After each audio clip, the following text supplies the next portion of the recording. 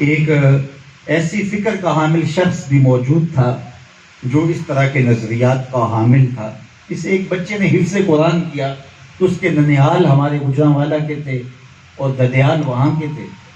تو اس طرح سے وہ مجھے اس تقریب میں مدعو کرنا چاہتے تھے. وہاں پہنچے تو ایسا منظرنامہ تھا. تو میرے سے قبل صاحب نام میں آپ کو بتاتا نہیں، مزاج بھی نہیں، لیکن اگر بتاؤں تو آپ میں سے ایک شخص بھی اس نام سے نا آشنا نہیں ہوگا. تو انہوں نے کہا میاں صاحب عمل کر لو عمل، چونکہ نبی تو سکی بیٹی کو بھی نہیں بخشوا سکتے. اور کہا فاطمہ تم عمل کر لو، کل قیامت کے دن یہ نہ کہنا کہ میں پیغمبر کی صاحبزادی ہوں، پیغمبر کی بیٹی. لہٰذا جب پیغمبر کی بیٹی کو یہ کہا کہ فاطمہ کل یہ نسبت لے کر نہ آنا کہ میں پیغمبر زادی ہوں بلکہ عمل کرو، تو جب پیغمبر زادی کے لیے یہ لفظ استعمال کیا گیا تو پھر میں اور آپ کون ہوتے ہیں؟ تو ایک صاحب میری جانب دیکھنے لگے تو میں نے کہا کہ میں اس کے بعد گفتگو کرنے والا ہوں تو میں ضرور اس پر کچھ جو میری معلومات ہیں عرض کروں گا.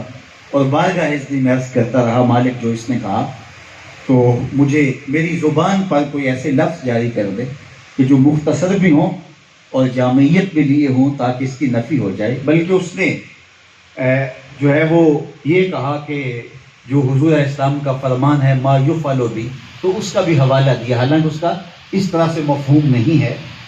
جو دوسروں کو بشارت جنت کی دے رہے ہیں تو وہ یہ کس طرح کہہ سکتے ہیں اس مفہوم کے اندر. تو خیر میں جب گفتگو کا آغاز کیا تو میں نے کہا ابھی آپ نے سنا کہ لوگوں عمل کر لو، نبی تو بیٹی کی بخشش بھی نہیں کروا سکتے. تو میں نے کہا صاحب تم نے اس کی بات کی جو سکی بیٹی کی بخشش بھی نہیں کروا سکتا. ہم اس کے کلمے پڑھتے ہیں جس نے کہا فاطمہ تو جنتی عورتوں کی سردار ہے. تم اس کی کہانی چھیڑے بیٹھے ہو کہ جس کے قبضہ اختیار میں کچھ نہیں ہے، اور ہم اس کے قصیدے پڑھتے ہیں جس کی انگلی اٹھے چاند کے ٹکڑے ہو جائیں. وہ سڑیاں کھجوراں اگا جان دائے، وہ پتھرانو کلمے پڑھا جان. قطرے کو سمندر ذرے کو ستارہ کرتے ہیں، کونین کو خم آ جاتا ہے جب زلف سوارا کرتے. تم اس کی بات کرتے ہو جو بیٹی کی بھی بخشش نہ کروا سکے، اور ہم اس کے قصیدے پڑھتے ہیں جو کہے ابو بکر فی الجنہ، عمر فی الجنہ، عثمان فی الجنہ، علی فی الجنہ، طلحہ فی الجنہ، زبیر فی الجنہ. جدھر نظر اٹھتی جائے جنتیں بڑھتی چلی جائیں. ہم تو اس پیغمبر کے قصیدے پڑھنے والے، ہم تو اس کے ماننے والے. تو افراط اور تفرید کا برا ہو یہ انسان کے نظریات کے اندر ایسی خرابی پیدا کر دیتا ہے کہ پھر انسان جو ہے وہ کسی کام کا نہیں رہتا. تو یہود اور نصارہ کے اندر افراط و تفریط ہے. اسلام نے ہمیں درمیان کا اعتدال کا راستہ دیا. اس لیے ہمیں اعتدال کے راستے کو اختیار کرنے کے لیے دعا مانگنے کی تلقین کی گئی ہے. اہدنا الصراط المستقیم، اے اللہ ہمیں مستقیم راستہ نصیب کرنا، سیدھی راہ پہ گامزن کرنا. اور آگے افراط و تفریط کے دونوں راستوں سے اپنے آپ کو بچانے کے لیے ساتھ ہی تلقین کی گئی. صراط الذین انعمت علیہم غیر المغضوب علیہم ولا الضالین. کہا گیا ان کا راستہ جن پر تیرا انعام ہوا. یہ ہیں وہ لوگ.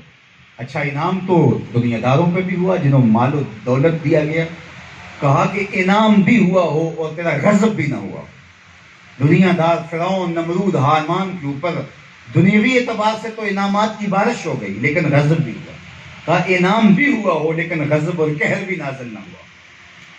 اور پھر تعلیم کا ذکر کر کے دونوں افراط و تفریط کی راہوں پہ گامزن لوگوں سے نفی کر کے درمیان والا راستہ طلب کیا گیا. تو ہمیں معتدل راستہ اختیار کرنے کی تلقین کی گئی، اور اعتدال کی راہوں پہ گامزن شخص ہی منزل تک پہنچتا ہے. جو افراط و تفریط کی راہوں کے شکار ہو جاتے ہیں ہمیشہ گمراہیوں کا شکار ہوتے ہیں. عقائد کے اندر، نظریات کے اندر، اعمال کے اندر، ہر معاملے میں ہمیں اعتدال کی راہوں پر ہی گامزن رہنے کی تلقین کی گئی ہے. آج جس دور میں میں اور آپ جی رہے ہیں یہ ہماری بد نصیبی ہے کہ آج ہمارے کان کچھ ایسی باتیں سن رہے ہیں، کاش کہ ہمارے کان وہ باتیں نہ سنتے. یہ باتیں ہم روافض سے اور خوارج سے سنا کرتے تھے، اور یہ ہم نے کبھی سوچا نہیں تھا کہ وہ بدبو اور وہ تعفن جو ہمارے اطراف میں پھیلا ہوا تھا وہ ہمارے ہی کوچہ و بازار میں آ جائے گا، اور ہمیں اپنی ہی گلی میں چلتے ہوئے ناک پہ کپڑا رکھ کے چلنا پڑے گا۔ کیا یہ بد نصیبی اور یہ بدبختی کا دور ہم نے اپنی آنکھوں سے دیکھنا تھا کہ ہمارے اسٹیجوں پر سے اہل بیت کا نام طبیعتوں پر ناگوار گزرے، اور ہمارے اسٹیجوں پر ہی صحابہ کا ذکر طبیعتوں پر گرانی کا سبب بنے؟ یہ اعتدال سے ہٹا ہوا راستہ ہے۔ ہمارے لیے صحابہ اہل بیت رسول ہمارے جگر کی ٹھنڈک، ہمارے دل کا قرار اور ہماری روح کی تسکین اور ہمارا قرار باطل ہے۔ اگر کوئی سیدنا علی المرتضیٰ رضی اللہ تعالیٰ عنہ کا ذکر کرے تو ہمیں اس سے تکلیف نہیں ہوتی کہ ہم مقرر کو روک کر کے کہیں کہ تم یہ ذکر چھوڑ کے کوئی اور ذکر کرو، اور یہ بھی ہمارے لیے مشکل نہیں کہ کوئی حضرت سیدنا صدیق اکبر رضی اللہ تعالیٰ عنہ کا ذکر کر رہا ہو تو ہم چی بجبی ہو رہے ہوں اور اسے کہیں کہ جناب ان کا ذکر کر رہے ہو تو فلاں کا ذکر بھی کرو۔ ہماری طبیعتیں وہاں بھی سرشاری اور لطف کشید کر رہی ہوتی ہیں، اور ہماری طبیعتیں ادھر بھی سرشاری اور لطف حاصل کر رہی ہوتی ہیں۔ برا کرے افراط و تفریط کے راستوں کا کہ جنہیں کبھی سیدنا صدیق اکبر رضی اللہ تعالیٰ عنہ اصحاب پیغمبر کا ذکر اچھا نہیں لگتا، اور برا کرے اس راستے کا اور ایسے نظریات کے حاملین کا کہ اہل بیت کا ذکر جن کے لیے تسکین اور راحت اور قرار کا سبب نہیں ہے، اور وہ فوراً چی بجبی ہو جائیں، ان کے ماتھے پہ شکنے ابھرنے لگ جائیں، اور یہ ذکر ان کی طبیعت میں انقباض پیدا کرے، ان کی طبیعت کے اندر جو ہے وہ کوف پیدا کرے، اور وہ بے چین ہو جائیں کہ اس کا توڑ اب اصحاب کے ذکر سے ہوگا، جبکہ اصحاب کا ذکر اہل بیت کے ذکر کا توڑ نہیں ہے، اور نہ اصحاب رسول کا ذکر کا توڑ اہل بیت کا ذکر ہے۔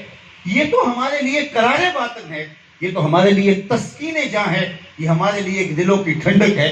لیکن آج اس دور نافرجام کے اندر، آج اس تعفن زدہ ماحول کے اندر، ہماری صفوں کے اندر اگر اس طرح کی جو ہے وہ بدبو پھیل رہی ہے تو یہ افراط و تفریط کے راستے ہیں۔ اہل السنہ یہ اعتدال کا راستہ ہے، یہ اہل بیت کی عظمت کو بھی سلام کرتے ہیں اور اصحاب رسول کی عظمت کو بھی سلام کرتے ہیں۔ اہل سنت کا ہے بیڑا پار، اصحاب رسول نجم ہیں اور ناؤ ہے اطرت رسول اللہ۔